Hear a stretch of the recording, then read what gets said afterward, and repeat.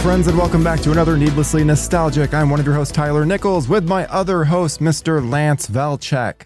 Lance, we are both getting our drink on for this one because it's Rob Zombie. I feel like you kind of have to have some drinks in you when you're talking Rob Zombie. He seems like a party guy, though. I bet because he seems like one, he's absolutely like a straight edge. I don't know that for sure. Sober. Yeah. Just completely goes to bed early, golfs. He has the Alice Cooper thing for him, you know? I just recently heard about how he was bitching about these skateboarders. There's a skate park near his house that he was the lame. Him and Sherry were like the lame neighbors that were calling the cops on him and shit. I know. It broke my heart when I heard that. Yeah, the get off my lawn, Rob Zombie. It's like, shit. But as you get older, man, I mean, you know, I still think of myself as somewhat hip, even though I'm absolutely not, because I was never hip. I liked old stuff even as a kid. I don't condone it, but at least I could admit now, I'm like, I can see it happening, you know? Yeah. I was like cooking some food, and there was like a quinceañera at like 9 o'clock at night on a Sunday, and I was just like, "That's a bit late for this, isn't it?" I didn't do anything about it. I think that's the the most important part. Yeah. Yeah, there's definitely those times where you're just like, I've worked so hard throughout the week. I just want to enjoy this or that. Fuck off. But you also got to remember how it was as a kid, though. Yeah. You can't forget that. It's like, yeah, but they're just trying to have a good time. Let them live life, because it'll beat them down as it beat us down eventually. We all end up tired and I was going to say sober. I guess that's not true. We all end up tired and grumpy eventually. That's the end act in the three parts of life. Yeah, I mean, I'm not looking forward. I really want a house out in the country. That's really what I've discovered in the last few years. I'm just like, I want that just being away from other people. I hate other people. Like, there's aspects that are really nice. Like, I got sushi earlier today because I have a sushi place right down the street from me. It's like, yeah, that kind of thing I wouldn't get. But you know what? I would much rather have some peace and fucking quiet. That would be much more in line with something that I would enjoy, where I think just the older I get, the less, I don't know, sound has become such an issue for me. I don't know if it's just because it's part of my job is like dealing with sound. Even earlier today, it took me 8 hours to record a narration for something because they were like installing carpet two apartments down from me, and fucking that is a very loud process where I'm just like going crazy, where I'm like, I need to do my job. Fuck off, people. It's a wild experience because I don't think I could ever live in the country, but I'm definitely more open to less of a city life as I've gotten older. And that's just a weird thing. As a kid, I was like, I'll never be that guy. I'll never. And now I'm like, I kind of like the idea of having forest next to me.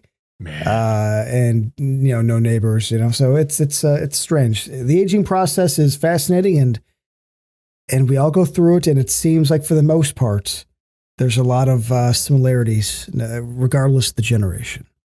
Yeah, there's something actually, even from watching today's film, which why the fuck is this not showing up?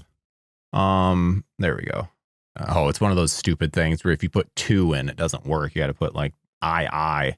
Yeah, I know. I fucking hate that. I've been dealing with that this whole Halloween series where I'm like, what the fuck is why? 1, 2, 3, 4. Like, it's simple. Come on. But there's something with the series that I really like, and that's what would it be? The bracket house. The bracket house. Bracket's like middle of nowhere. Yeah, that's what it feels like, at least. And it feels like it's like quarantined a bit, but it's has almost like a Victorian style to it. There's my one positive for this film. Oh my God. All right, you got one. Do it. You got one. Okay, so this is Rob Zombie's Halloween 2 from 2009, written and directed by Rob Zombie, starring Scout Taylor Compton, Tyler Mane, Malcolm McDowell, Sherry Moon Zombie, Brad Dourif, Caroline Williams, Octavia Spencer, Richard Brake, Danielle Harris, Margot Kidder. Oh God, yeah, I forgot Margot Kidder's in this. Bree Grant and Angela Trimbore. I'll give them all shout outs. Who did I miss? Did you say Dayton Kelly?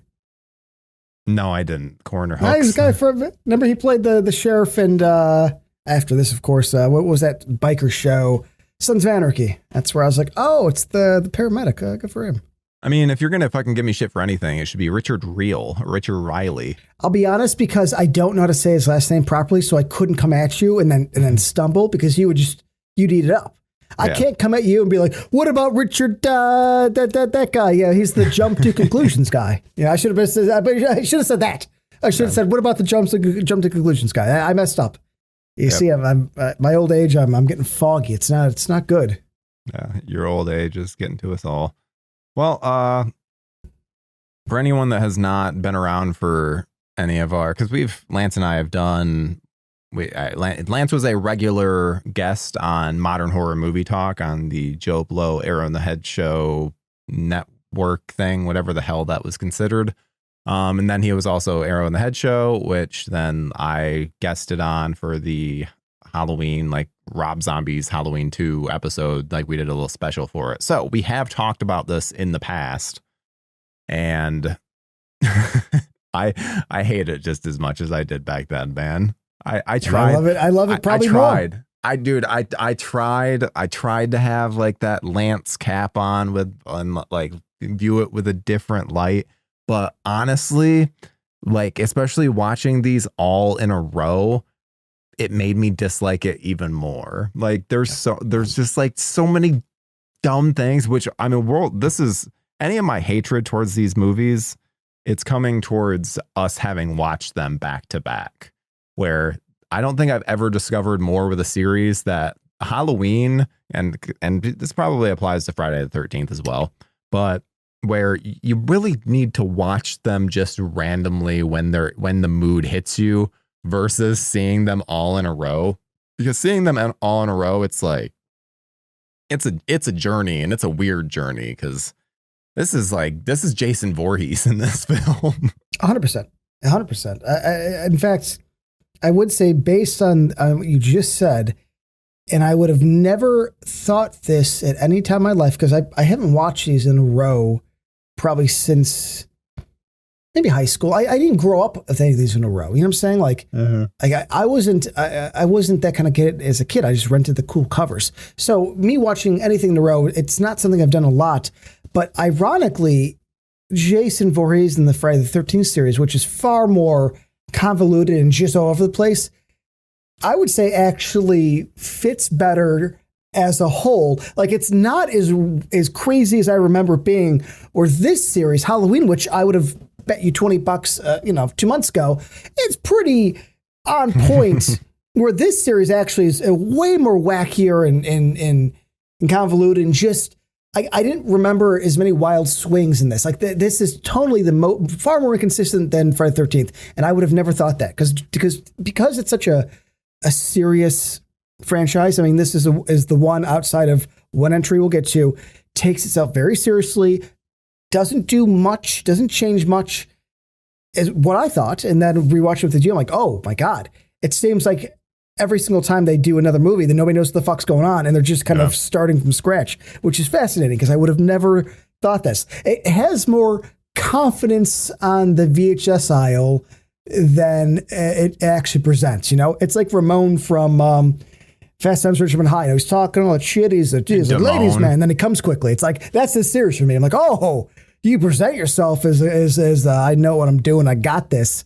But the ugly kid in the hockey mask actually has a little more oomph in the bed.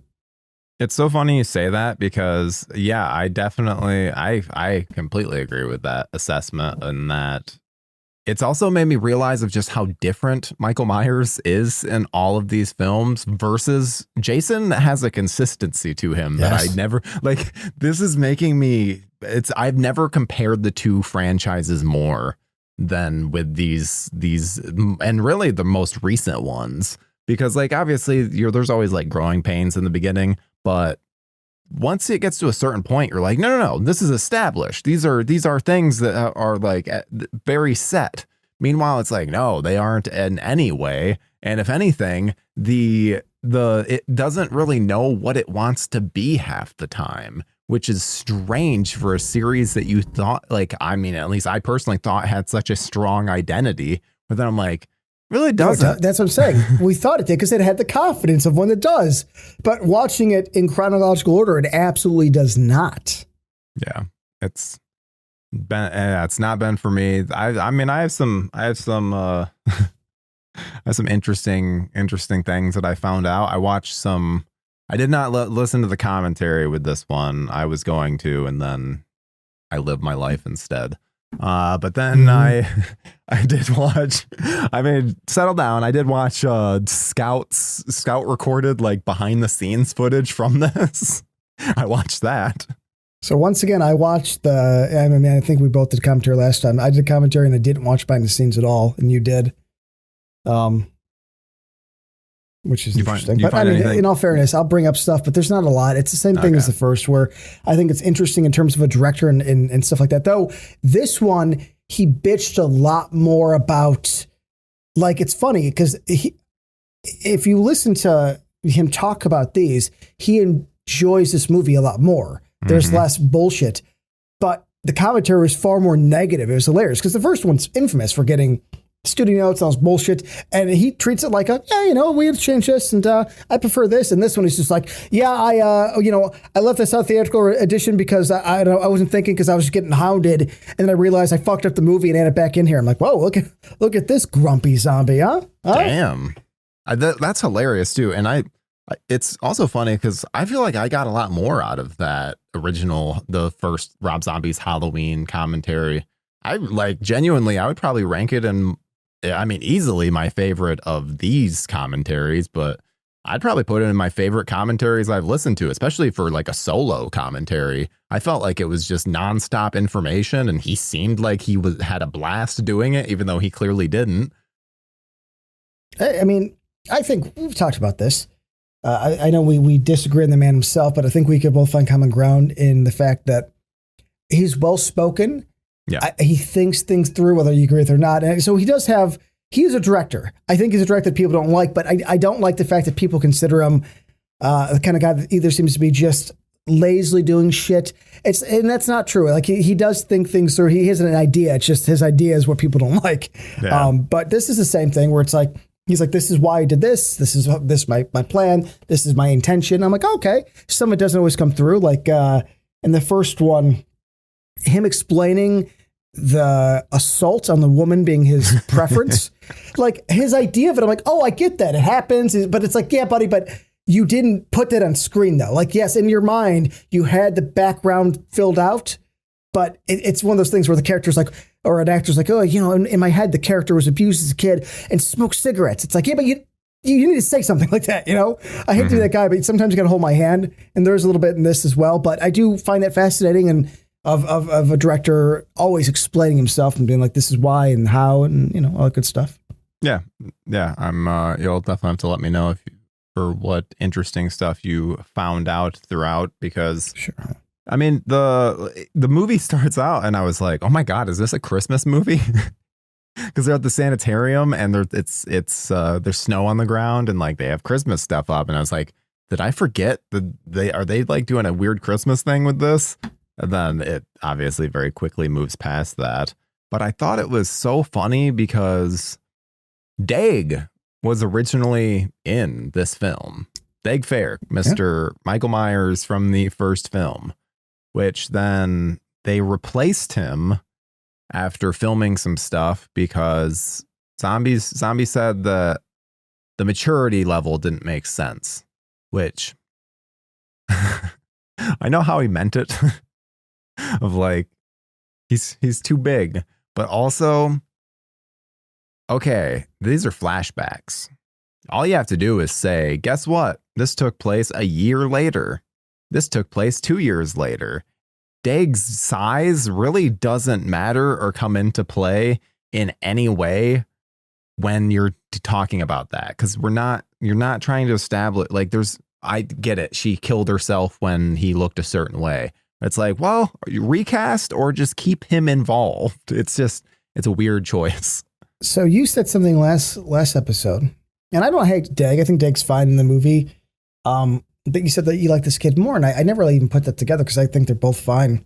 And then watching this, actually, I agree. And I think the reason why, and this is what Zombie won't admit, is that this version of Michael, which I don't have his name, I feel so bad. Oh, it's Chase White Vanek. I like anybody with the last name with a V because there's somebody with a V last name. It's a tough role we play. Always last in line is kids.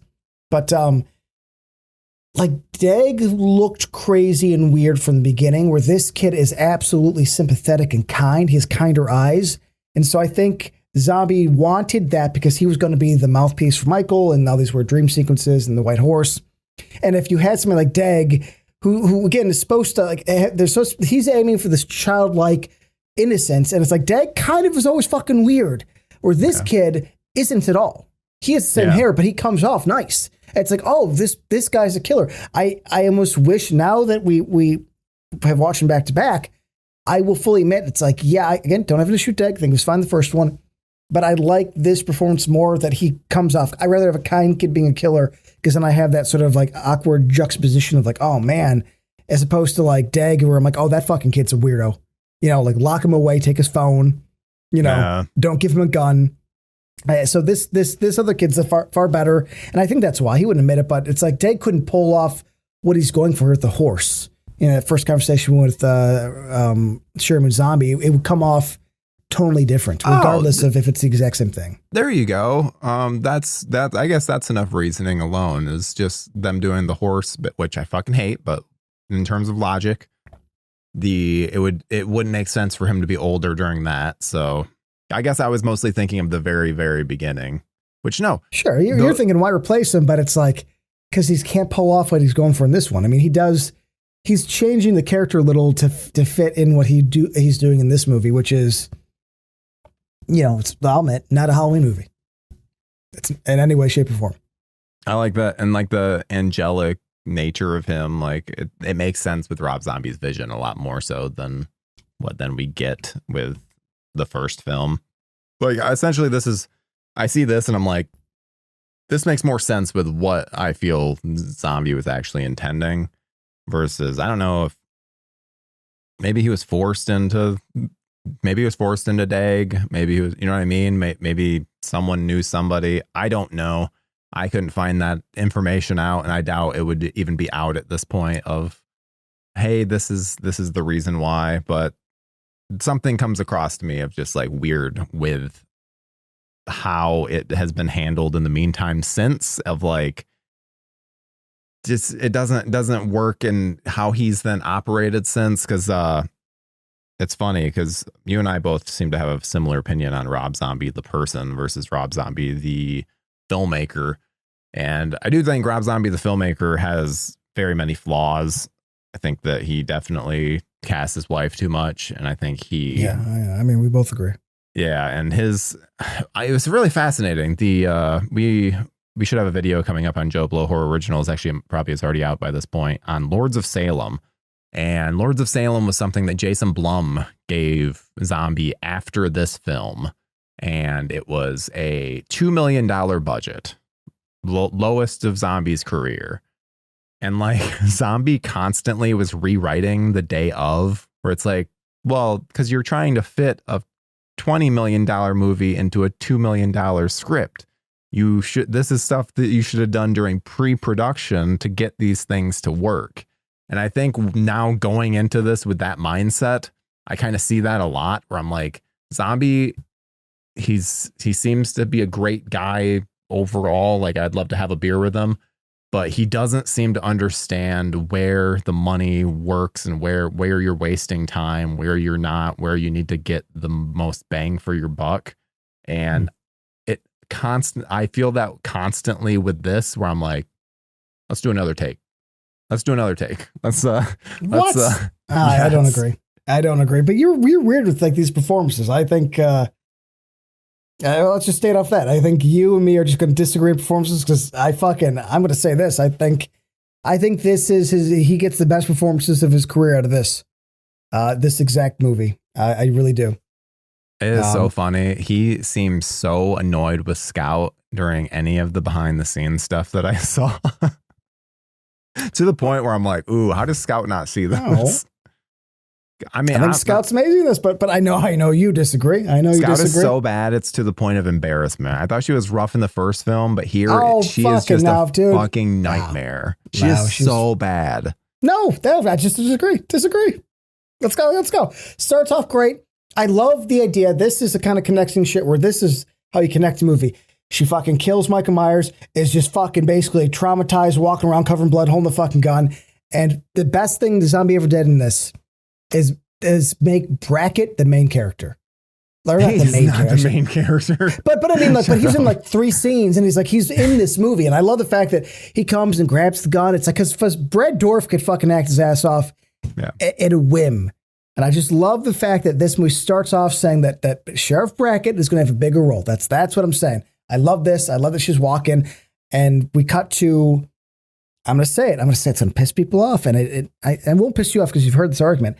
It cuts to a dream sequence pretty much right away. And that dream sequence is far better than the entire movie done in, 81? This dream sequence in the hospital is better than anything of the second movie. I'm saying that right now. You settle down. But oh my God, this is absurd. 100%. It's so bad. It's so everything. The hospital's fucking amazing. That's the only good part of the movie, and it's still so dumb. She's just running. That's all she's doing it is the Laurie Strode Michael Myers chase from Halloween 2 in 1981. It's just extended and makes less sense. There's less tension. It's just fucking. Hey, that's what I want. That's it. I think that's perfect. Thank you. Let's get that out in the beginning of this fucking episode. Exactly. I don't want tension. This is not tension Michael Myers. Fuck that. I'll go back to the first. I want a fucking monster or bull. I want the Kane Hodder. And I love that again, my biggest gripe is that's a dream sequence. This should have been the ending of the movie. If anything, I would have cut the ending out, put this in it, had it end the same way if she gets shot, yada, yada, yada. But I love the idea of him going through and killing the entire hospital. I love it. I love it. And he's the kind of guy that would get it done. He's the kind of guy that would get it done. I'm saying it right now. I have an edit that you would fucking love, Lance. It is called Halloween Remastered. And it is that. It takes out all of the redneck bullshit from the first film and like combines 1 and 2, except the only stuff it really uses from 2 is the hospital sequence from. Wow. From you this. know nothing like this. I love a lot from 2. Dude, but it's my preferred version of these 2 films because it uses the John Carpenter, Cody Carpenter score from Halloween 2018. It does things. It marries things in such an interesting way. I've always been a big fan of that edit. Yeah, it's definitely worth a shot because it brings a lot more to it than you would probably expect because you probably would think like, oh, weird fan film. But I'm a little iffy on fan films, but yeah, I'm always up for an interesting edit for sure. Yeah, it's repurposed footage. It's kind of like just the same thing that happened with was it like Topher Grace editing the Lord of the Rings movies or no, the Hobbit movies? I forgot about that. Yeah, it's like that's the kind of stuff. It's not. Oh my God, you and I haven't talked about Sweet Revenge yet. We should, but not now. But I'd like to talk about being heartbroken. It's fine. Yeah, we definitely need to talk about that at some point because holy shit. Yeah, that will. Anyone that's interested in that, listen to our monthly roundup. It'll be available for our September edition of our monthly roundup because yeah, we got a lot to say about that. Yeah, there's just I have so much in this where all my notes are just like, I fucking hate this. I disagree. I already disagree, don't I? I don't know what you're going to say. Disagree. Them cleaning him up at the hospital. I remember seeing this in theaters and being like, this is the tone I want, where they're pulling glass of her nails and it's cutting. And we have, what's her name from Texas Chainsaw 2, which that's not really a movie I love, but I love that she's in it. It's just real stressful. It's like, oh, love it. I love it. She goes see Annie. She's all fucking passed out in the bed. I'm like, ooh, you got the fucking Richard, what's his name? Jump to conclusions and tries to save her. Though it's funny in the commentary, because Zombie's like, he names that guy after her teddy bear. So in her mind, that's Protector. I'm like, oh, that's actually clever. Again, I don't remember the fucking teddy bear in the movie, so maybe put more focus on that. But I love that whole scene. I love the whole scene. I love that fucking he destroys a little hut with the axe again. Dream sequence. Don't like that, but I just that's perfect, man. He has a pit of bodies. I love these fucking having a pit of bodies. Pit of bodies. I like the pit of bodies. Good. He took out the first floor, put him in the fucking pit. Good, as he should. He's dragging them and throwing them all. This Michael Myers, yes. Early ones, fair enough. But again, this is he keeps okay. We said in the fucking Halloween one, or Halloween Rob Zombie. We're saying this one. This is not Michael Myers, and I couldn't give a shit that it is. Like I'm okay with it. Again, I'm fine. I went through how many movies that were boring, and then fucking I had short-haired Jamie Lee Curtis being weak and having that fucking lame-o. It's like, this is the one time to give us Michael Myers, though. He's going after his sister, and his sister learns of it in the movie. This is finally the time that we should be getting our but actual I'm saying this was Michael never Myers. Michael Myers, though. They've never established it. It's not the style of Myers. Him being Voorhees kind of eliminates that. So I'm fine, man. I'm fine. I want this fucking monster, this bearded monster, to go around and take care of shit. I mean, the movie he doesn't have the mask on for like a half the movie. It's like, dude. The mask sucks. The mask is fucking stupid. I mean, what mask? The quarter left? I mean, there's no mask because it's not Michael Myers, man. And it wasn't Michael Myers in the first one. It was a guy wearing his mask, but he doesn't act like it. It's not like Myers is a stalking presence. It's a methodical. This guy is the bull of China shop. And I like that. I like that they hit the cow, right? You got Break fucking freaking out. Love Break just freaking out, which I know you're going to talk shit about. So I'm gonna keep talking before you fucking interrupt me. And he cuts his fucking head off. He's screaming. I'm like, ooh, I remember in the theater being like, okay, yeah, we're doing it. We're doing what I want. Hey, I'm not interrupting you. This is heated. This is I know. lively conversation. I just think you're going to be like, the cow shit's stupid. I don't think it is. It's fucking middle of Illinois. Cows are in the road. Especially out here, man. Dude, I'm in the fucking Midwest. I agree. There's okay, I'm cows. sorry. I came in this aggressive because I thought the cow was going to be a problem. I've talked to people stupid. There's a cow. The cow's stupid. The cow's fucking. I will always. I watched the Texas Chainsaw Massacre remake earlier today. I fucking hate the whole. I'm just driving along. Oh, I didn't see this thing. Bah. They're in the middle of the night. I hate it. I always will hate it. Middle of the night. There's no street lights. Dude. Cows don't just fucking wander into the goddamn They wander. Street. Deer do. This isn't me, myself, and Irene. They're not fucking just cows wander. Cows don't wander like this. And I'll give you, this Michael is fucking insane. This Michael is to the point where it's like, what the fuck is he up to? This is Art the Clown Michael. He's like just killing things. Like it's fucking strange of how the way that he goes about things. When Break is freaking out and dying and you hear Michael trying to kick through the door, I'm like, oh, that's the tension I like in this movie. I'm like, because it's not, again, no stalking in this. I said in the earlier review in the first one, the first Rob Zombie, my big issues were I didn't like that Michael was lingering and stalking because it's like, dude, don't pretend. That's not her fucking character.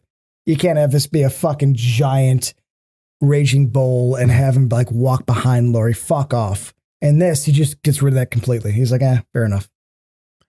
Well, because he finally, that was one thing that Malik Akkad finally was able to acquiesce with Zombie's demands of like, because essentially, interesting thing about this, Zombie was so hated doing this, hated doing the first one, like didn't want to come back for it, where the Weinsteins were fully on board with the team from Inside taking over. From 2007, Inside, the French film.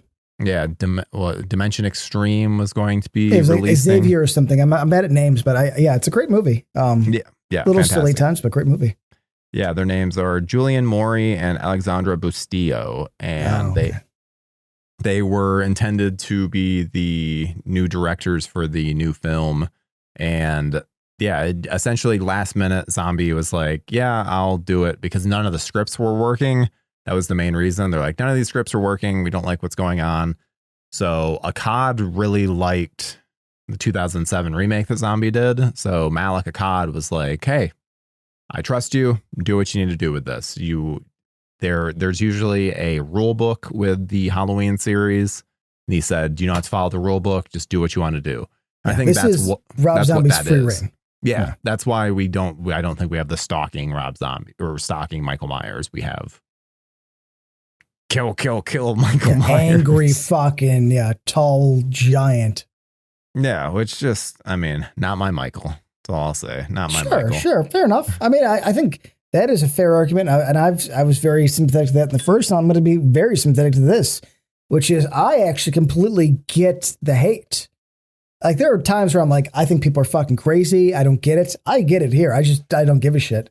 But I do understand it because this is not in any way Michael Myers. I mean, in any way. Like I said, the mask after like the first 10 minutes is pretty much gone. Like, it kind of hangs on for a little, but like it really isn't. Though, this is the first fucking movie finally to, like, instead of having him being passed out in some bum's concrete slab, it's like, nah, he's a bum in the woods eating squirrels. I'm like, okay, I like that. That makes sense. Giant beard, he wouldn't be shaven, I'm okay with all that. Does it work in as a Michael Myers movie? Probably not, but I'm liking that Zombie's like, hey, he's just an angry bum. Wasn't it just a year?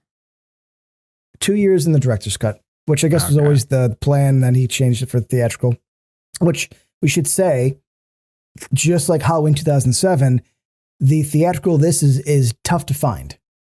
It's not going to be, I feel like the digital one's director's cut, the Blu-ray's director's cuts, which honestly is in my mind, the superior cut outside of a couple things. 14 minutes added, so. It fleshes out more shit. It fleshes out Laurie's relationship with Annie. It fleshes out Dr. Loomis a lot more. It does some stuff, but, I also get it. I don't like the idea of having a version you can't watch. I really don't. Even if the theatrical version is not your jam, you should still be able to access it. I always think of this, like, what if Army of Darkness only had the director's cut? That would be a very different experience. Yeah. So everything should be open. Give that, we talked about in the last episode, there's that double feature one that has both of them on it. Yes, but that's, you had to like search that, and nobody's going to really be buying that. Like, I'm going to buy it just so regardless. Okay, fuck off. Either way, you know what I'm saying. It should be like the Blu-ray should have both versions. That's my issue. Yeah. I own both these on Blu-ray, Steelbook and fucking special edition, and it's just the director's cut where I'm like, dude, at least give me the theatrical so I have it. I'd like to, once in a while, because I saw this in theaters. I saw both in theaters. Yeah. I think we'll get to the end, but I'm pretty sure I remember the ending of the theatrical uses the Halloween theme. Director's cut doesn't. I'm like, dude, come on, man. Come on. Because doesn't he use Love Hurts? He goes back to Love Hurts, which he just loves, which is like, I don't know, fair enough. I mean, I get it. You love your music, but that's his fuck you, though. That's 100% his fuck you. Of like, oh, you guys making fun of the first one with this part? Oh, well, guess what? We're using this right here. Fuck you. I respect. Yeah, I was like a creative fuck you. Those are entertaining, but I don't understand what the fuck he was thinking with, like, talk to me. You're a fan of this. Yeah. What is the deal with Cherry Moon Zombie and the fucking horse? The horse is explained at the beginning is this symbol, and it's like Michael's perspective. It's the whole point is essentially we're now seeing Michael's POV, which is why his younger self is like the talking piece and the horse. I don't hate it. In fact, this is my big argument against you and everybody else. We all agree Sherry Moon's not the best actress. This is exactly what we want her for. Little lines, sit there with some cool fucking lights and look all like, look like a cool version of Morticia Addams in white. Like, this is what I want. But I'm also very big on like spiritual symbolism and weird shit movies. Like, I like that kind of swing. I like that there's a connection and shit. Like, as much as, and it's not even the commentary is very not abrasive, but very tactical about not delving into the mysticism of this movie. But I like that. I want that. It's like, fuck it. You've given me 9 or 8 straight movies of the same shit. Like, get weird. So I'm all about this getting weird. And also it keeps his wife from talking a lot. So it's like, this is what fucking put her in like shit like this. Stop putting your Lords of Salem. I've come to enjoy. I actually do like it, but it is a movie that I have to, I'm going to tell you this. It's a movie where I have to fucking make peace with his wife being the main character, where I'm like, dude, anybody else, it would have been a far better movie. It's like, she talks too fucking much. So this, she doesn't talk at all. And people complain. I'm like, dude, I know people don't like the horse, but she says like fucking 4 words. That's great. That's an improvement. Give me that. I mean, I guess it's an improvement, but like everyone in this movie is bad, including fucking Margot Kidder. I don't agree. Dude, everyone who's good in this? Everybody. Daniel Harris is great. I think Scott Thompson's adorable. Malcolm McDowell's great. I will give you fucking Daniel Harris did not bug me this time. That's my biggest it's my biggest Brad Dourif, compliment. motherfucker. Tell me Brad Dourif is bad. Brad Dourif is fine. Brad Dourif is fine. Trust me, I'm gonna get a bunch of shit from that for that's literally the one thing my girlfriend said going into this. You better fucking not talk shit about Brad Dourif for that performance. He's like the fucking dad at the end of his rope. He takes in Laurie Strode. There's this weird dichotomy because like Laurie's the reason they got attacked. They're all fucking scarred. Their friendship is broken. It's fucking great. Love it. He needs to be more of a fucking dad. At one point, he's like, he doesn't even seem like he's there for either of the people that he's involved with there. Like he's a sheriff. Dude, come on. He's the sheriff. He doesn't do much of anything. He even when they call him, they're like, hey, dude, he's a fucking boomer. That's a boomer's way of fucking doing shit. He fixes breakfast and goes, okay, you take care of yourself. Come on, you know that. He's not Gen X. He's not fucking millennial. He's not gonna like talk with them. Come on. He cries when his daughter dies. Breaks fucking down. I love it. Yeah, that's a scene. That's certainly a scene. Scout Taylor Compton, her therapy sessions, because I think these are mostly part of the director's cut. Yes. Pretty sure. I don't think. They're more extended. The director's cut. Yes. Yeah. These are fucking awful, and I think they're the main reason that I think that Scout is a really bad actress. I can't get into anything that she does. I think she is so fucking over the top, and part of that, obviously, I have to put on Rob Zombie because he wanted some kind of weird duel. She fucking explodes and does this shit on screen. And I don't think it worked in any way. I think that she comes across like a fucking petulant child 99% of the time. I think one of my big asks of this film, you need to switch the Annie character and the Laurie character. Switch their fucking personalities. And I think a lot of this works a lot better. Because how Laurie acts and how fucking Annie act, they're like, it's like they switch bodies between films. It doesn't make a lick of sense based on the Laurie Strode that we know. Like you want to fuck with a character and change her a bunch. Annie Brackett's the way to go with that. Annie is not someone that has been established super well in the franchise. Do what you need to do with her. Wow. Laurie's someone that we fucking know. We know her. She's been established. That element does not work for me. Annie becomes the mother figure to her fucking her broken, angry friend. I like it. I like Scout Taylor Compton better than you. I don't think she's the best actress ever, but I think this is fucking perfect. She reminds me, and I had a couple groups of bad friends. She reminds me of a drug addict. She reminds me of somebody. I mean, I've had friends that, I've been around some fucking crazy shit in my life. She has that vibe. So it's like, I get it. And we broke the innocent little girl, not innocent, but we broke the fucking high schooler from the first one. And this is the consequence of it. Zombie says in the commentary, which I think is a great idea, of her, resenting Scout and almost feeling guilty resenting Annie and feeling guilty for what he did to her and her being a part of that. Cause essentially she blames herself and she gets a new group of friends. I like Scout. I don't know, man. You hate Scout. I noticed you hate Scout. She's fine. She's a cutie, man. Fucking cutie doing her thing. I can't, but I mean, we can't get any progress in this because I like Scout in this. I like Scout the first one. I want to give her a hug. She seemed fucking bad. Poor girl. I mean, Harris is, more motherly in this. Yeah, Your fucking bagel. Sock it, dick. I hate that shit. Oh, I hate that shit. I have a very strict idea of what I think Laurie Strode is. And but that's this fine. is not Laurie Strode. This isn't Halloween. If you want to color outside the lines, that's fine. But like, at least draw the same photo.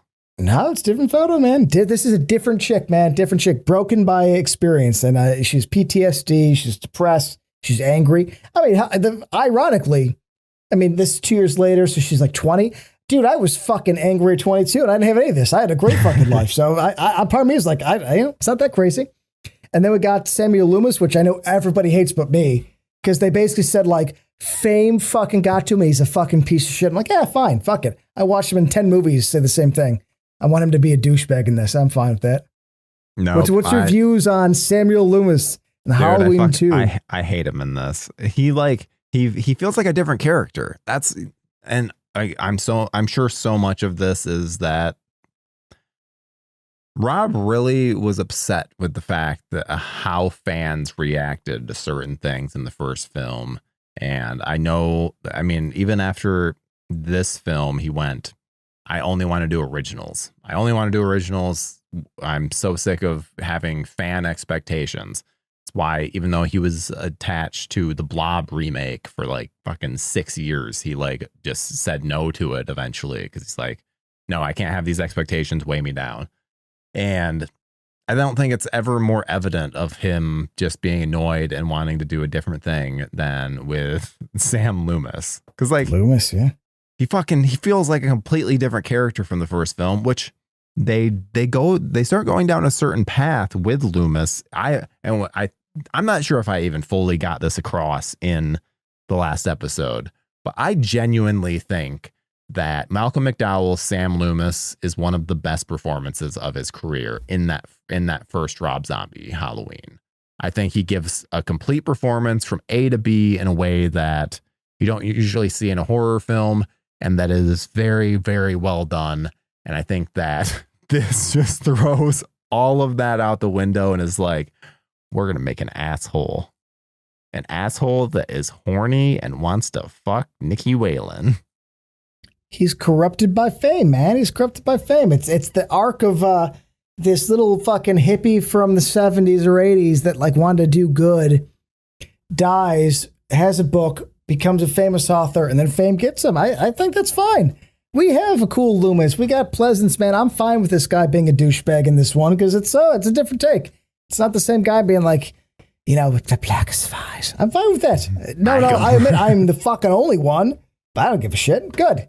Corrupted by fame and money. Come on. That's not too far out of the realm of possibility. I don't want that with my. I know. I know you don't want Loomis but I'm saying Loomis is our anchor. Loomis has always been our anchor in these films. He's our. But not these. He's our these boy. Two are not.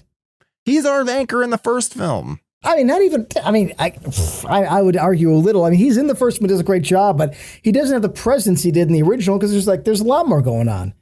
He gets so much more to do. He does so much more in the first Rob Zombie film than Donald Pleasence. Absolutely. This is showing that like fame corrupted the guy that was supposed to protect Michael, and I'm fine with that. I'm fine. I think. So you're saying Malcolm McDowell's performance in this isn't great? I think it's awful. Oh, fuck off. You just don't like the character. There's no way you're thinking he's acting bad in this. He is, because he's acting like he's not acting like the same character that we saw in the prior film. He's acting like a completely different person, which to me corrupted is bad acting. Fame. I need to see the connection. I need to see the point A to B. I need to see where these things are coming from versus there's a lot of times this just feels like Malcolm McDowell. Maybe he wanted Loomis to become Malcolm McDowell. I don't know. I'm okay with that. Yeah, sure. I would like to see a little bit in between. I think it's a fair critique, but I don't care. Mustached man also doesn't work for me. Needs to get rid of that fucking mustache. Yeah, Malcolm McDowell has a mustache in this movie. The fuck? You have an issue with the mustache? Absolutely, I have an issue with the mustache. You don't have an issue with mustache? No, he's an old man. It's white. It's fine. Nah, he looks terrible. Oh my god. Now what else? I told you going into this. Fair enough. Yeah, I mean, I'm not surprised. So it's like, get your drinks ready. As a matter of fact, you need a refill so we can make sure you're fully. Yeah, I'll get a quick refill. I'm Yeah, do a drinking in refill. hands. All right, I got my shit All right, back where in. were we? Fuck this movie, right? You're talking about how you hate Malcolm McDowell's performance, but you I can just jump don't- I onto just other don't- performances. It's fine. I just don't think it's good. I just don't think it works well for me. We've done a I lot of got these that. podcasts. We've done so many at this point. You and I have talked for hundreds of hours at this point, and you know that I have a logic. I have a love for logic and connection, and things just don't connect for me in this film. There's a lot of See, I think it's okay to have emotional connection and vibes and tone. Hey, you don't think I care And I about like emotional grumpy connection? assholes. I like that. You should be. I'm surprised. You're surprised that I like it. It's like, oh, they took a character and made him a fucking douchebag, and he's like, yeah, he's trying to get fucking laid, and he's basically like, he's going against his like natural order. I'm like, oh, good, fantastic. I'm not surprised mean- you like it. Yeah, I mean, I don't love him. I wish the turn happened sooner, or I wish there was more conflict with him. I will admit that. I wish there was time for that, but I also really enjoy Scout Taylor Thompson's performance. So it's like, I got her being angry and fucking asshole-y, and I'm like, okay, I got that at least. You can't even say her name right, so it doesn't matter. Because I hate the 3-part name. Yeah. Just like Scout Compton. What the fuck is a Taylor for? Yeah. You're Tyler. I got Taylors at work. It's like, there's too many fucking T's. I get it. There's and this lends into my Rob Zombie doesn't quite know what he's doing argument, which again, love Rob Zombie. I mean, like Rob Zombie just fine. What in the fuck? What was his whole decision making behind going back to the strip club that he didn't even establish well in the first film? So he established in the first one and had a whole scene with And cut it. Yeah, and cut it. So I think he just wanted to get back. I think he wanted to basically. I think he liked that and cut it for time and pacing and wanted it back in, which is great here because I like a good strip club scene. How do you hate the strip club? Okay, this is. I mean, let's get into it. I'm trying to find it. Hold on. You're yelling at me here. Hour or Where's it 50, in the movie? 56 minutes. All right, 56. Well, I mean, the biggest issue with this whole scene is that we have Mr. Jeff Daniel Phillips, who I quite enjoy. Actually, as a matter of fact, this whole scene is a Munsters reunion, which big fan of the Munsters. So love that we get a little bit of a reunion on screen for this. And like Zombie fucks up. That's the long and short of it. Zombie fucks up with this scene because he has Jeff Daniel Phillips appear, and then he appears later on as a guy who's like, he's like the DJ of the party. yes, but you're not supposed to. It's not supposed to be the same character. Except he's there with fucking strippers with big old titties, where I'm like, oh, this is clearly meant to be the same character from It's before. a band. No, I disagree. He's like the host of a show. No, he's not. He reused his friend, and you recognize him as a movie guy, and you're mad. The general audience did not put that together. I think that it seems very clear, but whatever. To be fair, this is only something I realized this time because, and this may be something I cut from the podcast, but fucking JDP has hit on my girlfriend a bunch. So I suddenly have Who? a lot. Jeff Daniel Phillips. Oh, now we're using acronyms? For fuck's sake. Yeah, I mean, well, good. I mean, do you blame people? Yes, You're going to hate somebody? I mean, yes, I blame. You- Lay off my. fuck lay off. off You my blame me. stuff. No, you don't. No, I don't. Not really. But no, it just made He me. seems like a nice it guy. just- Yeah, he's flirting with pretty girls. He seems like a nice guy. Yes, I agree. But that's what I'm saying though. I was just more aware of his stuff. So then when it comes up later on, I'm like, what the fuck? This very clear, because I also had the same thought, but like in all of my prior viewings of this, of like, oh, it must be a different character. However, as soon as he busts out those girls with their fucking tits out, I'm like, this is someone from the strip club. I don't know. I think it was just a fun party. I think boobs could be anywhere. They have to just be at a strip club. That seems a bit conservative thinking. They have to be from a strip club. Maybe girls will just have a good time. Maybe he's just the host of the party. I disagree. I think you're not giving enough credit to the fucking Svengoolies of the world. Minus the titties. You know? I don't know. It doesn't make And the sense. strip club scene is fine. Yet Myers killing people. The smashes the stripper against the glass. It's just two cool scenes. It gives us a bigger body count. It shows them just traversing around town as we like Michael doing, killing things. Is that what And we we're need bringing in back this? I want him killing more people, yes. And we know that the strip club exists, so Zombie was probably like, hey, I need some people to die. I need to be at a place. We've established it exists in the first movie. Let's kill a couple people. I get to bring my friends. I got a stripper. I don't think it's a problem. This is not for me. This doesn't work for me. I understand. I think that's going to be the theme of the night. Guess let's see. And Taylor Maine. Yeah, that's a fucking problem. His name's Taylor Scout. Tyler. His name's Tyler. Fuck me. What? His name's Tyler. Either way, that's what I'm saying. Too many T's. Way too many T's in this. Yeah. He doesn't even have the mask on. He just has the fuck. He's just a bum, dude. He's just a bum. A scary bum. He kind of looks like Rob Zombie, actually. Yeah, I think that's always been a weird element of this too, where it's like, wait a minute. Rob Zombie, are you trying to make yourself Michael Myers? Is that what's happening here? Which, I mean, the fact that his mask is off is, I can imagine that being real iffy for a lot of people, and I understand it. I mean, I love that Malcolm McDowell's book has the pumpkin mask on it. That's one thing I'll give a big shout out to. The pumpkin mask. The pumpkin. I love that your whole thing is like, I like the jewelry on the girl in the beginning left, huh? Great hairstyle. I'm trying to come up with things that are okay. enjoyable. What about I know you're going to hate this, but I want to bring it up because we didn't talk about it. Myers is in the woods waiting for like Halloween, just like traversing the land. And those hillbillies want to fuck him up because he's on their land. What the fuck is the point of that scene? Like, what is the point of it? Just to kill. We'll establish that Michael is like living on land, eating and kind of traversing. He's living on and land. These hillbillies didn't like him being on their land, which seems like a thing the rednecks would do. And he kills them. It's a fun scene. Come on. Well, where's a Tyler that enjoyed like people getting killed? Come on. I like people getting killed. If this was fucking Friday the 13th, you'd be all about that shit. This is also mean-spirited, though. Friday the 13th, I'd be like, oh, Jason doesn't like these people on his land. Michael's not a landowner here. He's not a property owner. He's just fucking being a dick. He's killing people whose property he has. They fucked with them.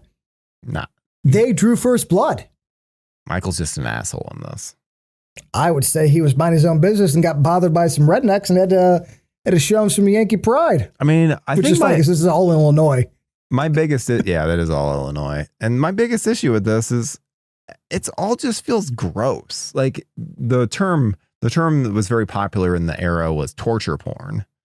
And that's what this feels like. This constantly just feels like torture porn, where it's just like, oh, yeah, we're getting gross things just to be gross rather than actually setting things up, doing things in like an interesting way.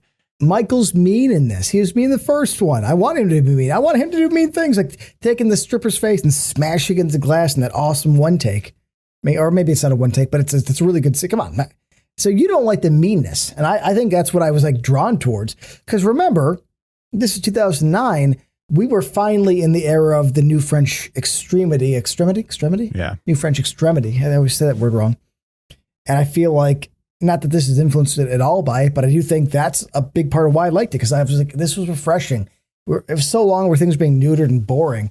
It's like, good. I want Michael Myers to fucking like stab through people. He stabs through. You bring up a good point here because you have one of your main complaints during a lot of mid 2000s horror is always just 2000s in general is the sanitization of kills and meanness, and that isn't really present in a lot of other movies, which I'm down for like the silly side of this era, and a lot like, I'm not saying I don't like a meanness. I like a meanness, but I like there to be, like we've talked in the past, karmic retribution is a big thing for me. I like people getting killed who deserve it. And there's not people in this film that deserve it.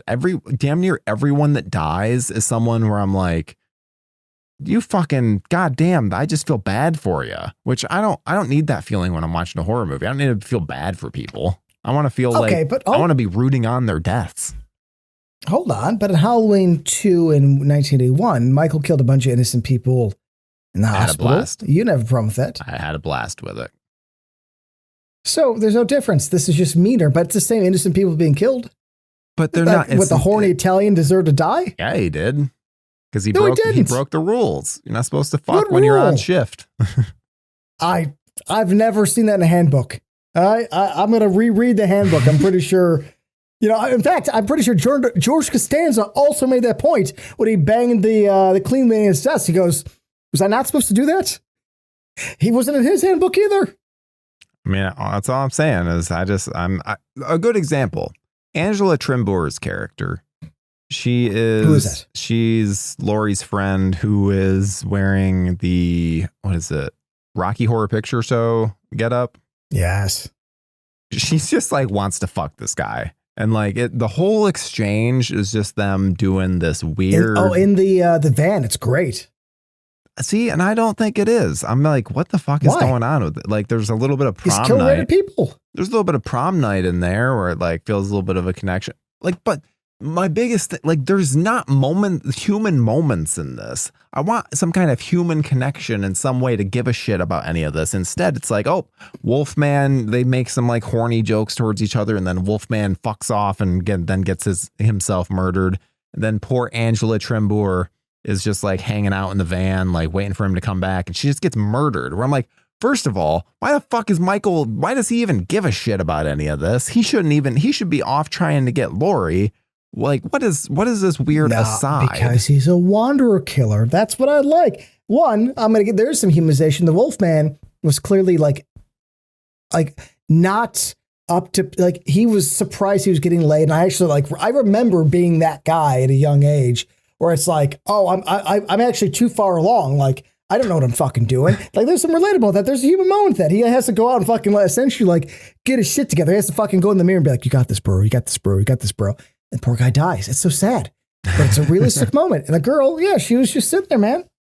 But I guess the argument here is I don't want human moments as much as I want a bunch of people getting murdered. I want Jason Voorhees.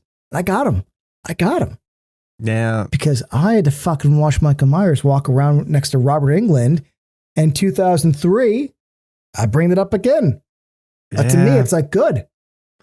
Yeah, I think that's one of the big disconnects that we have. Is just like, I don't want, and especially from watching these films, where it's just like, Michael is he has such a unique presence in terms of what he's going after. And one of the things that I enjoy about the Michael Myers character is his lurking, his kind of, he's cunning in his planning a bit.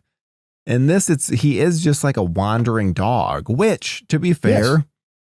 that carries over into the David Gordon Green trilogy. Like, very much we have kind of it's this weird combo of like the Jason in Halloween Voorhees. 2, though, he does kill that innocent girl. He does kill, but I will agree. babysitter. I'm going to give you this.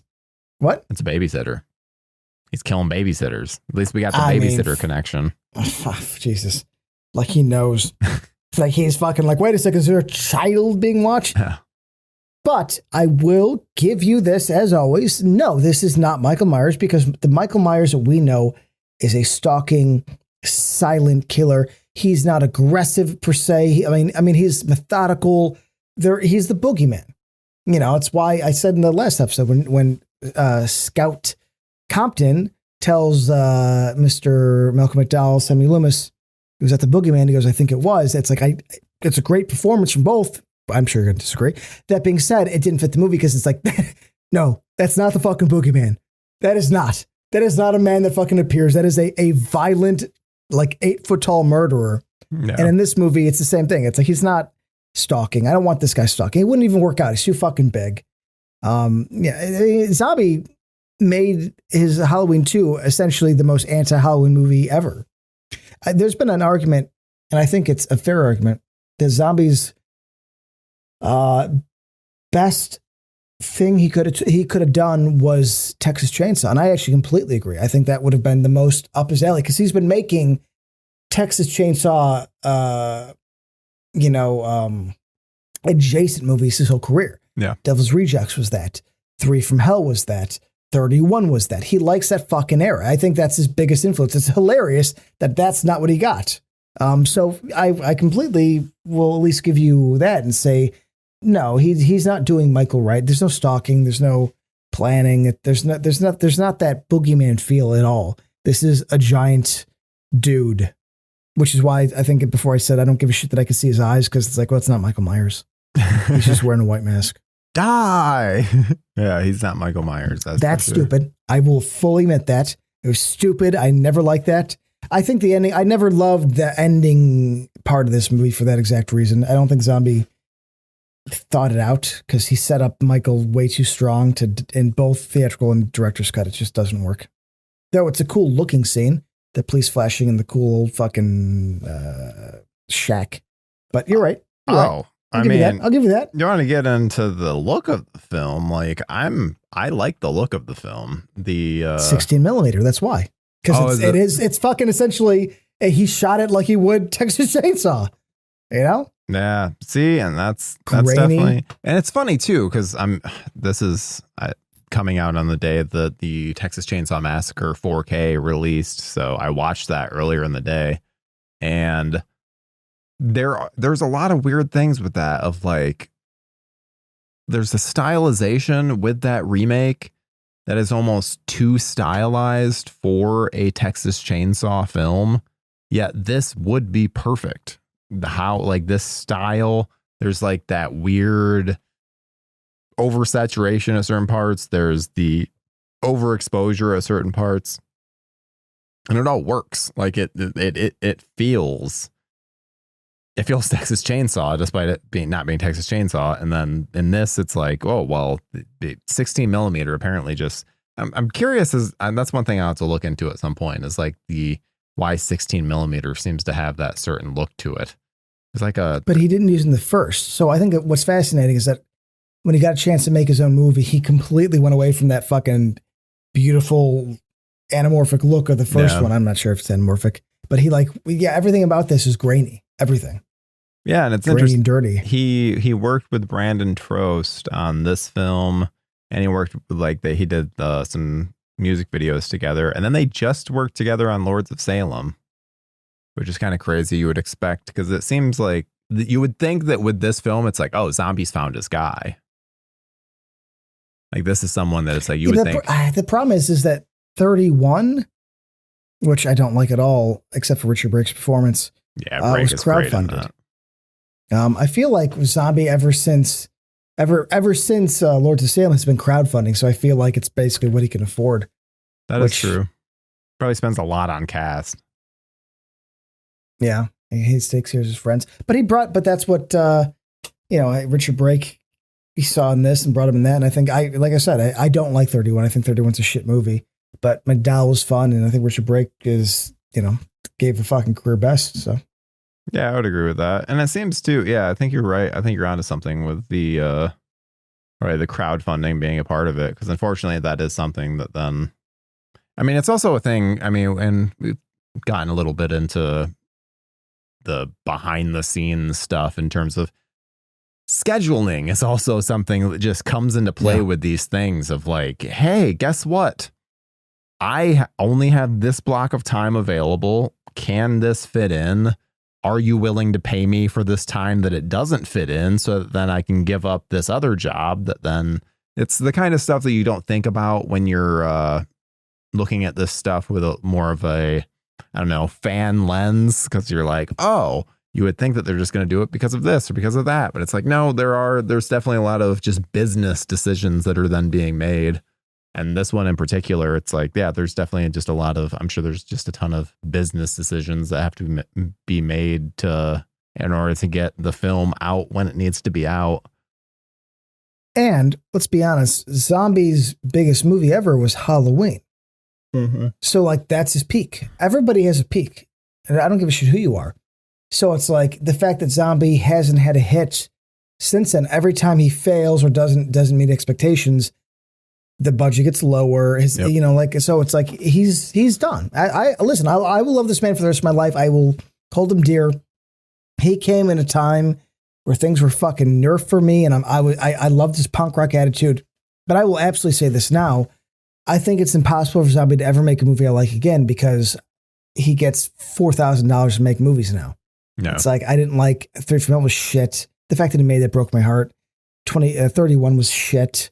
I mean, really, the last good movie he made was probably like El Super Beasto. Hey, and just because I like weird put some punk respect cartoons. on the Munsters name, bitch. Dude, I watched that hoping he was going to blow me away. I'm like, okay, you're going to fucking do it. And then Jeff Daniel Phillips gave probably the worst performance of his career. I'm like, What? oh, Dude, really? shame on you. Jeff Daniel Did you not Phillips grow up with the and Munsters like I did? Dude, it was on TV all the time. I own the Munsters. I love the So Munsters. you're saying that Jeff Daniel Phillips fucking did a good job with his high voice? Dude, I thought he did great in it. It was an interpretation. The Sherry think Moon you Zombie mean was my biggest issue. The grandpa did good. Oh, Grandpa was, I mean, he was essentially like, they pulled him out of the old show. It was crazy how Yeah, much he did great. But then Sherry Moon Zombie, it's like, dude, fucking stop putting her in stuff. Have her sit silently with a horse. Yeah. It's perfect. I'll give you that. I'll definitely give you that. She should just be sitting with a horse. But okay, Listen, I love that he loves his wife, but she's not a Katie Seagal. It's not Katie Seagal. What's her name? Kate Siegel. Yeah. Kate Siegel. See, again, Kate You're Siegel, just Katie bad Seagal. with- What the You're fuck? bad with names. It's fine. Yeah, but those are close. They're you so know those are close. close. One is brilliant with an Al Bundy. One is great. Next to my favorite director Mike in Flanagan. all of his miniseries. Well, and also Katie Seagal she's married to Kurt Sutter, the Sons of Anarchy guy.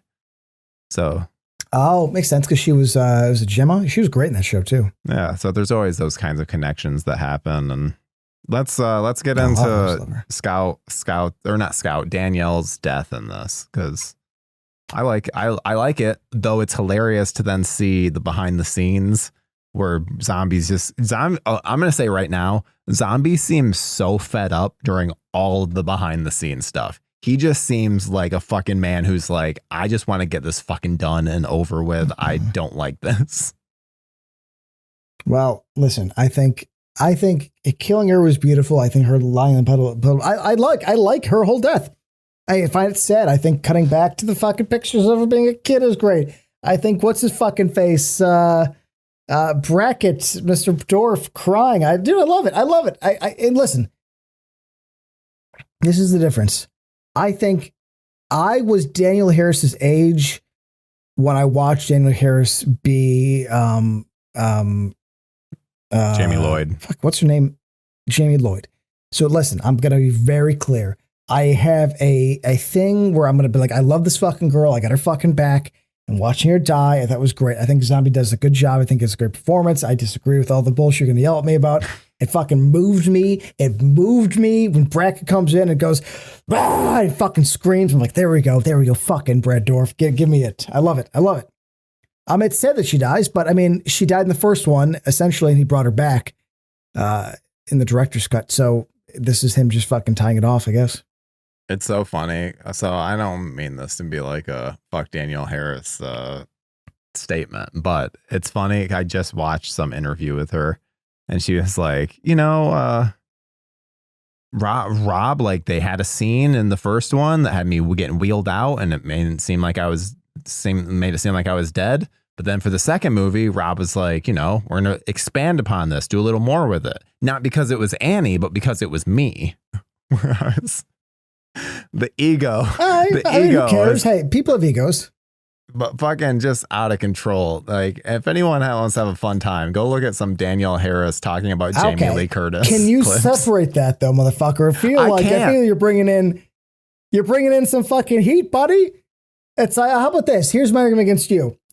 Fair enough, but then somebody could walk in and say, I can't watch Payback because Gibson's an asshole. Where it's like, you can't enjoy Porter. Can't enjoy fucking Porter. Fucking separate the art you from went to the the person. market. Come on. Separate the art from the person. I get that. I agree. I'm saying I agree. My issue is when the performance doesn't work for me, which this performance doesn't work for me. Like, it's fine. It's fine. You know who I do like in this movie? Bree Grant. I think Bree Grant is great. She's the blonde. Fuck is Bree Grant? She's the blonde friend that comes in with Lori at the end. The blonde friend. Are you fucking with me now? That's the one. The fucking the chick that gets killed in the kitchen, right? Yeah, I think she has. I think you just like blondes. I solved it. You just find blondes attractive, and now all of a sudden you're like, you know what? Ain't too bad. I think we're gonna do okay. But my cute little brunette gets fucking killed. You're like, nah, not good enough. Not a fucking deep enough performance. It's just not deep enough. I mean, I like. Again, I think it's all the connecting tissues with all of this, because it's like, yeah, Danielle, I think probably is fine. Like I don't like the editing that's around her death. I think it comes across very corny. But then, fuck off! Scout Come on, finding her. Fuck off! Scout finding her, where I'm like, she holds her. It's beautiful. She's like, oh, Annie, oh, Annie. I'm like, oh my God, please, you hate fucking go Scout to Taylor Compton. That's your problem. Yeah, it's so bad. sweet. It's fucking breaking my heart. I'm watching right now. I'm like, shit, I'm getting moved. I'm fucking getting moved, man. You're getting moved. I'm glad watching your fucking friend die in her fucking crazy white trash floor. Well, it's like, oh, maybe you should have treated her a little better, bitch, because you were treating her like shit this whole time. She's an angry fucking 20-year-old who was almost murdered. Nah, she's being a bitch. That's my interpretation from that. She's being angry and for the wrong reasons. No, Bree Grant goes outside, tries to save the day, and then Michael drags her in. It's like a great moment and stabs her on the kitchen. Yeah, he hides in the shadows. Yeah, great moment. Love that for her. Well, Michael hides in the shadows a lot. He kills the cop outside too. It's a fun little moment. That's stalking. That you get stalking this right there. Boom. That's a stalking scene. And I like it. All about it. I think that we need more of that. Where are we at now, buddy? Then she's getting fucking driven to what the fuck even is this? The farmhouse that then Michael like flips over the car for some reason. Yeah, he flips over. What's his face from? He's from People Under the Stairs. Originally is what I know him from. Coach. Is he from Always Sunny? Is he a Doyle? I think he's a fucking Doyle, dude. I just know him as Coach. He's the one guy from Coach. Whoa. I'm sorry, Tyler. Don't say a word. Coach is reserved for Craig T. Nelson and nothing else. Who the fuck is Coach if it's not Craig T. Nelson? Bill Fagerbakke. He's essentially like the blonde guy from Halloween 2, the original Halloween 2 that kind of takes over for Brackett. Like that's what we get with this guy in the new version. Bill Fagerbakke. Wait, I'm sorry. I think we're talking about somebody else. The car that he flips over, the guy in that. Oh no, I think it's Boyle. Oh, okay. I was saying like the scene right before that, because it's like he's with Brackett. Also, okay, let's Sean walk back the Coach thing, buddy. Okay, Sean Whalen, is that who you're talking about? Yeah, is he a Boyle? I don't. Maybe because he's the driver of the car that Michael flips over. It's a fantastic scene. He flips with the fucking car. He's a badass. Is he a badass? Because it just seems like yes, he flips over a car. The Michael of fucking 81 wasn't flipping over a single car. Boring. Fucking Jason probably would though. Sure, but I get my Jason now because they took away him in 2003 when he faced off against Robert Englund. We've been over this. Sean Whalen. It's People Under the Stairs, yeah. And he is he a Boyle? Yes. Okay, that's all. Yeah, he's a McPoyle from the trial episode. That's all he's not like the main McPoyle. But the fact that I feel like you don't know who Craig T. Nelson is, and it's breaking my heart. I know who Craig T. Nelson is, Mr. Incredible. Well, then he's Coach. I feel like we grew up in different times. It's like you're telling me that fucking Bill Fagerbakke isn't a part of the most important show called Wings. I mean, for fuck's sake. Just want to make sure we're on the same Christensen. Page. What the fuck are you talking about? Anakin Skywalker? Oh no, I messed it up. Oh my God, what's his name? Good call. Fair enough. I tripped over my own words. Who is Lowell? Fuck. You know who he is. He's a Sandman. Who's Thomas Sandman Hayden from Church. fucking Spider-Man 3? Is there a Hayden in there? Huh? Well, am I halfway there? That's all I'm saying. I'm just saying you're messing up. Coach is Craig T. Nelson, nobody else. Let's just give me that, for God's sakes. I'm saying Coach the TV show, not Coach the whole fucking IP. Come on. Coach the TV show. Craig T. Nelson, I believe, to be the main character. No? He's one of the characters. Are we talking about two different people from the same show? No, we're talking about the same show. Coach. Hayden Fox, head coach of a university football program, and eats and sleeps and lives football. It's his assistant coach. I feel like Dauber. Who's the assistant coach? Dauber. Or no, I guess it's the assistant coach is Jerry Van Dyke. But Dauber's like his coach? He's like his dumb guy. Fucking Craig T. Nelson. Yes, that's all I want. The dumb guy is from The Stand. That's what The Stand from the 90s.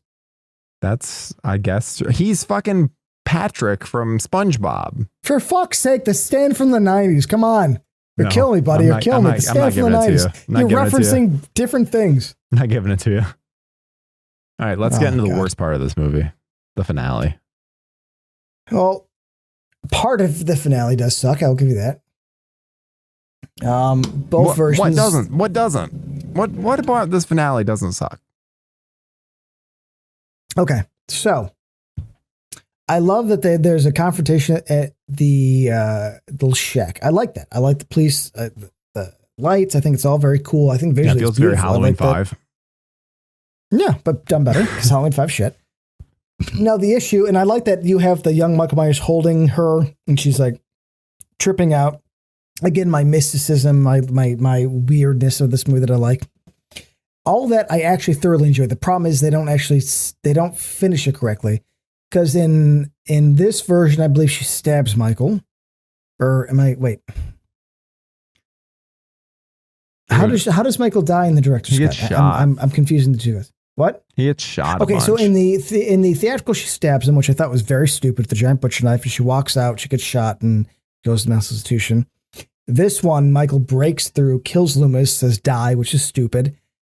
And then Taylor gets shot as well, right? Yeah. She fucking puts on the mask. Yeah. Which she does in both versions. Which is, I don't mind that part. I don't mind. So the part that I like is that in the director's cut, when we cut to the asylum, in the theatrical cut, it's showing that she lives and that she's tripping out still and has that like spiritual connection to Michael. And this cut, which I really love, is that her getting shot as she dies. We kill fucking Laurie, and that the hospital is the tunnel of white light leading to her passing into the great beyond. And I actually thoroughly enjoyed that aspect a lot. Now, Michael getting shot is stupid. Michael getting stabbed is stupid. I will fully give you that. Because at this point, the zombies established that Michael is either inhuman or just too fucking tough. And so bullets or a stabbing won't do. We needed something far more aggressive for Michael. And I never liked the cheapness of his death. Though, I as much as I hate him saying, like die, I do like that he fucking kills Loomis, because Loomis is such a douche in this movie. He deserves to die. But I like Laurie dying and the tunnel of white light being the hospital. I think that's very cool. I'm very down with that. I mean, I like Laurie dying because Scout Taylor Compton getting killed works for me. But like that look, she has that smirk on her face that comes up at one point, or because she's passing over.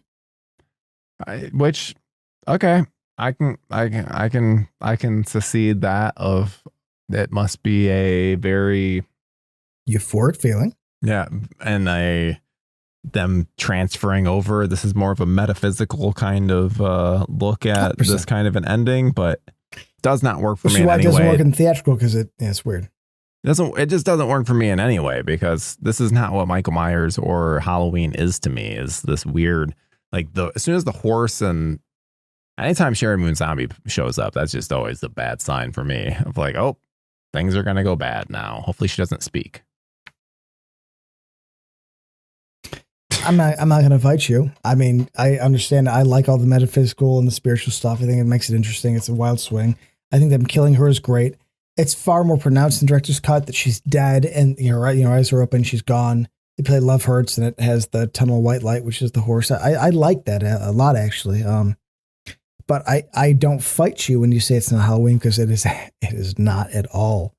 We are far If this was a David Lynch movie, Halloween. If this was a David Lynch movie, I would probably be on your side and be like, yeah, I like how weird it is and how out of nowhere and wacky. How wacky it gets. David Lynch's Halloween. I love the wackiness.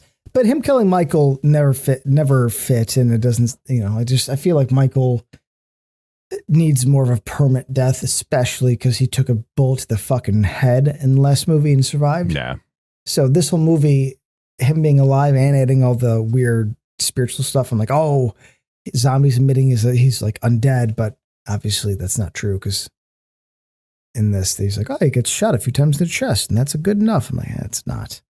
I also don't like the editing. The editing on it where it's like the fucking freeze frame and like zoom ins. I'll never like that. I'm not going to fight you. I don't disagree. I don't hate it, but fair enough. It's a style zombie has used before. He'll use again. But yeah, how about this? The only thing in the theatrical cut that I do like that they add is instead of Love Hurts, they have the Halloween theme, which I think is more appropriate. But as we talked about earlier, it's the biggest fuck you, so fair enough. Well, maybe I'll vote for a change. The Monster Mash coming in at the end. I love the Monster Mash in the work print. So yeah, if it's just like, look at it late one night. It's a monster. Dude, that's the fucking really, the Monster Mash is just such a feel good song. I can't hate it anywhere, though they are going for something deep. So I'm going to say no here. Because fuck you, because you're being an asshole. But I'm also going to say the Monster Mash should have been in the movie somewhere. Absolutely. I'll give you that. At the party, Monster Mash. Yeah. I mean, I need to make a statement right here. I mean, if I ever pass early, Monster Mash needs to be played at my funeral. That needs to be established. That may not be on my will, Mine but it's is here. Road to Nowhere by the Talking Heads, but Tyler's is the Monster Mash. Dude, fuck yeah. Because like you said earlier, it's like you want that feel good side to it. It just makes you want to rock, man. Yeah. It's horror, it's doo-wop, it's oldies. It just works, man. I think one of the things that I think is essential for a funeral is something that makes everyone turn to each other and go, this is so that person. Like that's what you need. The Wire. You ever watch The Wire where like they'd have funerals and they'd be like the dead body being at the pool table and people drinking and cheering? I think the party aspect is super important to the end of one's life. Not somberness, not sadness, which will be there regardless. Yeah. But the presentation of a party, I think, is super important. Celebration of life. That's always that's how I feel a funeral should be. That's what it should be. Yeah. Celebration of life. People will get too sad about this kind of thing that happens to everyone. This is something that happens to every single person on the planet and something that like you should just be prepared for when it does happen.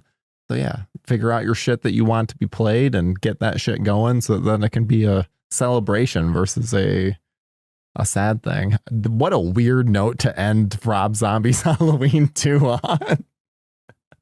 The Monster Mash. That's what this needs to come down to. Mine is all beautiful and soulful. Yours, though, you came out and swung hard. I'm like, okay, shit. Surprised even me. The Monster Mash. Yeah. I mean, honestly, it was a graveyard smash. I think you stuck to your guns. I stuck to mine. I think we were fair. I'm not going to fight you on this. I mean, we had that conversation before. I love it. You don't. Big surprise. No changes from Tyler or what do we call me? What's my name? Yeah, your name's Lance. Lance, that's what you call me. Yes. Well, thank you guys so much for listening. This has been Needlessness. Hold on. Fuck. We haven't even done what's our favorite kill too? Ooh. Richard Brake getting his head cut off for me. I mean, I like Richard Brake a lot. I mean, I have a soft spot for is it Spencer getting stabbed through? I really love that. Hold on. Favorite kill. Huh. You know what? I like the stripper because I think it's so mean and so just it's not even pretty. It's just aggressive. So I think the stripper kill is one of those that stood out for me when I was seeing this for the first time. I like What's it. your rating? Half a star. Hated this movie. Okay. Hated it. 4 stars. Fuck 4 stars. Fucking perfect. You're gonna fuck our goddamn ranking I don't up care. so bad. I don't care. It's fucking perfect. I love it. I have such a good time with this movie. I love the vibe, love the tone, of the meanness, of the weirdness. It's like, good. Thank God. Do something for fuck's sake. 5 was boring. 7 was boring. 8 was boring. Let's give me some fun. And this is the one I have wanted. Well, you guys can make sure to listen to our ranking episode, which is going to be absolute chaos because we're going to have shit that is all over the place where we won't even know when the fuck we need to talk about something because we rank things so differently. But make sure to check that out. We have, we have our TeePublic, or not TeePublic, it's Threadless. Also, we have an awesome merch store that's up. We have our Instagram, and we have our great Patreon, which you can check out our 2 bonus episodes a month. We usually are a commentary and then a monthly roundup where we talk about some of our newest favorite things. Also, keep an eye out for our Jimmy and Stiggs bonus episode, which we'll be going over sometime in October because that movie deserves more talking about. And unfortunately, it just kind of has gone and went. So yeah, be sure to keep an eye out for that. And we will see you in the next one. Goodbye. He did the Monster Mash.